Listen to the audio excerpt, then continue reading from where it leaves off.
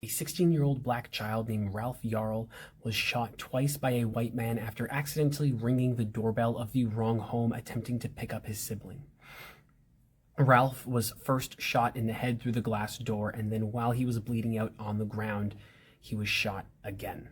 The shooter was taken by police and released hours later. The shooter was a white man and held for 24 hours, which is the longest police can hold somebody before pressing felony charges.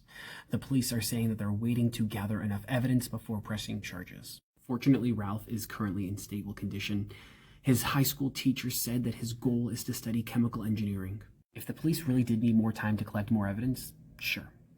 But there's no way that we aren't out there thinking, if it wasn't a white man who shot a black boy, if it was a black man who shot a white boy, maybe that black man would still be in prison right now, would still be held by police.